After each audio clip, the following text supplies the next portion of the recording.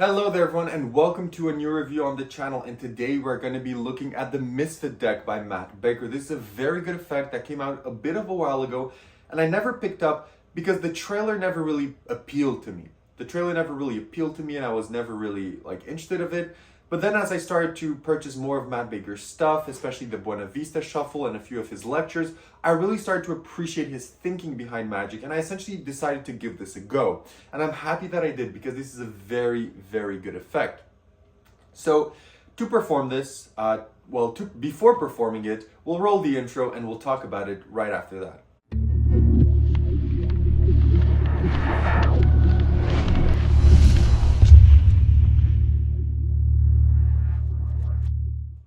Perfect, so you decide to stick around, which means you want to learn more about the Misfit deck. Now, what is the Misfit deck? It's essentially a trick where a spectator is going to name any card and they're going to locate it among the deck. But then as a kicker ending, you show that all the cards were all the same except for the card that they named. So I'll do a small performance of this for you. So essentially, you would introduce to your spectator the deck and you would tell them, depending on what performance you want to do, I won't do the full performance, it's a bit long, but you would essentially have them name any card. Let's say, for the purpose of this, they go for something like, I don't know. Let's go for the Jack of Spades. We'll just go for that. We'll go for the Jack of Spades. Let's say at the end of what you're doing, they name the Jack of Spades. They tell them that what they're going to do is they're going to take this and they're going to place it anywhere they want in the spread. So they can really place it anywhere they want as long as they leave it sticking out a bit. So let's say you say, you're going to place it there, and then we're going to square everything up, and then we're going to look at the card that you stopped at, right? And then we're going to look at that card to see what card you stopped at. You say that to the spectator, and then you give them the free choice to place this wherever they want. Let's say they place it here. Fully free choice, right? I just placed it somewhere in the middle randomly. So then you tell them, that they had a free choice of this and that they could have placed the card. Let me show this a bit closer. That they could have placed the card anywhere they wanted. They could have placed it among the top. They could have placed it, in the middle, which is what they did, or they could have placed the card towards the bottom. But they decided to place it exactly in this position, exactly on top of this card. And they had a free choice in doing that, a fully free choice. And they named the Jack of Spades, and well, that is exactly the card that they stopped at, the Jack of Spades. But not only that, they could have chosen any card. And it's good that they chose the Jack of Spades because it's the only printed card in the entire deck. And let me show that a bit closer to you. It's the only printed card in this deck that is not a King of Diamonds. And they managed to not only find their card, but name the only odd card in the deck.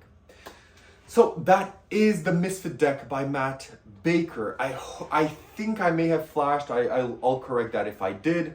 But nonetheless, that is what the effect accomplishes. So having said that, let's talk about where you purchase this, how much does it cost, and what do you get. So when you purchase this, you can buy this at Card Shark. I believe it is exclusive to Card Shark.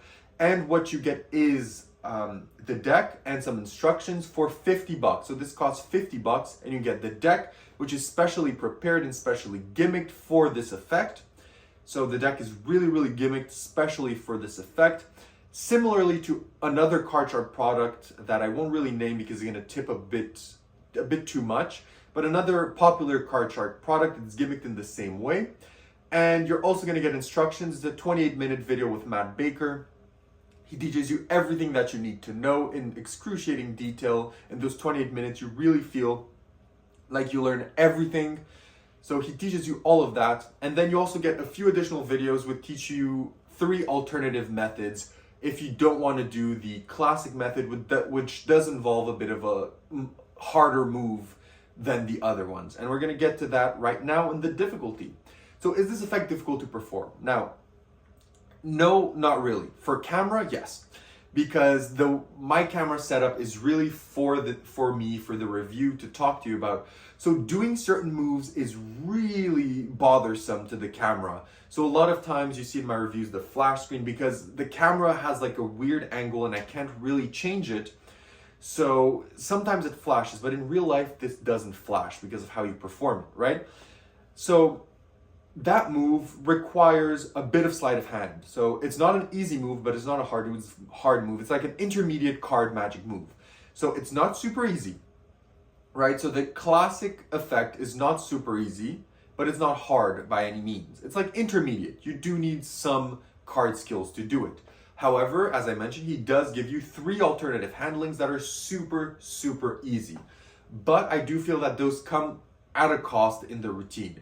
Because one of the alternative handlings that he tells you, I'll just mention it, is the crosscut force. And even though it's super clean, I think it removes from the fact that, you know, you spread the cards and then they can put the business card wherever you want, wherever they want, right?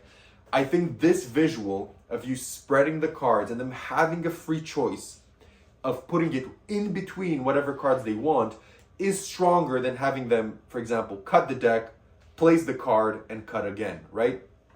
I think it's just much stronger to just have that and learning that move, right? Many people already know the move, so it's not going to be complicated or anything. But I do think that even if you don't know it, putting the time and practice into it is going to make this effect better. But difficulty-wise, it's not that difficult. I'd say intermediate for this effect. Now, what about practicality? This effect practical. Now, for this effect, you'll need to carry on the deck. The deck is specially gimmicked, specially gimmicked. So you will need this deck to perform this effect. Also, I think it's safe to say that a deck cannot be inspected. He does give you some tips and tricks into how to have this inspected if you want, or hand out a few cards to have inspected. He doesn't, and I personally don't think you need to. You just place it back in your box and you move away, right? I've not had many people grab my props personally or anything like that. I usually distance myself or, you know, from the spectators. So if they were to reach, it would be awkward for them to reach or ask, right? So I didn't really encounter that, but if you do, you could easily do a deck switch that he mentions, or you could have a few cards examined that you introduce in the deck. But no, you can have it examined. Angle-wise, you will have to watch a bit from the front, right? That's why the camera isn't that good, because like if you look at deck level, right? So if you're looking like this, you could see the move. So you'd want to maybe be a bit like have it done whereas the spectator's gaze is under, or you tilt the deck down, or you stand up or anything like that. You just have to watch a bit the angles for that move, because except for that move, the angles are pretty much foolproof. Also for this, you may ask, do you need a table? And I think it's better with a table, but he does tell you he does this stand up as well without the need of a table, because you can just spread the cards like this in the hands and have your spectator just insert the card wherever. So let's say they do here, and then you proceed to do the same thing that you do in the rest of the routine. So you can definitely do this in the hands. And then as well, when you reveal, you can reveal the cards like this, right? So you can do this without a table, but again, I do think the visual of the table is better. But you do not need a table. You can definitely do this strolling around with no table, not a problem. And the reset is pretty quick. I mean, it's, you know, while I'm talking to you, I'm gonna reset the trick just so you can see how fast or how slow it resets. And yeah, so I do that, and then just this, and I'm now reset. So now I can place it inside of the box, and I'm reset to perform the effect. So what was that? Maybe like 10 seconds, and you're ready to go to another table. So the reset is pretty quick. It's nothing too complicated, and it's something you could do kind of in front of spectators. They won't really know what's going on. So it's not that big a deal. But yeah, you can reset the deck relatively quickly. So that's all regarding practicality. Now let's move into where to perform. So where can you perform this? You can pretty much perform this anywhere. I think parlor stage or close up, anywhere you want, you can perform this, because you can perform it in the hands or on the table. So I won't really talk more to add more fluff. You can pretty much perform this anywhere you would really want. It's pretty much self-explanatory. Do this wherever you want. So having said all of that, what are the positives and negatives of the Misfit deck? So what are the negatives of the Misfit deck? I think the only one is that the deck cannot be inspected. That's normal, and I don't think it would want to be inspected because of how clean the routine is. But I know that for some people that's an issue and a negative. And also maybe another negative is angle-wise. You do have to be careful of your angle while you're doing a certain move. But apart from that, nothing really to complain about. Having said that, let's talk about the positives. What are the positives of this? One, the tutorial video is great. The deck is super, super, super well made. The effect is very fun to perform. It's a very cool effect. It's a very fun effect for the spectator as well. It's very surprising. The kicker ending is fun. The presentational hook is fun. And it's a relatively easy to do effect. You can perform this pretty much anywhere, and it's practical. A lot of good going for it. So knowing everything that you know now about the Misfit deck, would I recommend it and what would I rate it out of 10? Yes, I would recommend the Misfit deck. If you like this type of effect, I know on the market there's ungimmicked effects such as these, but none of them have a named card. Most of them is finding the odd card among a deck of all blank cards, among a deck of all the same cards, among deck of a different card. You find the only red card in the blue deck, etc., etc.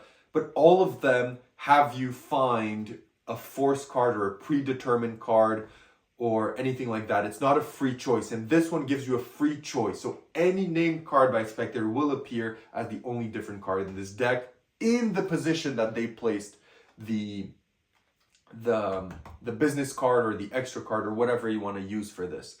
So, which is also something that I want to point out. You do need to have something to insert inside. So yeah, I do recommend this effect because it stands out, it's good, and does what it's supposed to do very well. So yes, I do recommend this if you like card magic and if you enjoyed what you saw. I heavily recommend this. What would I rate it out of 10? I'm going to rate the Misfit deck a 9 out of 10. It is good. I'm going to perform it and I am going to use it. So a 9 on 10 for the Misfit deck. It is a very, very good product. And yeah, so thank you so much. Make sure to like, subscribe, comment if you have any questions, and I'll see everyone in my next review.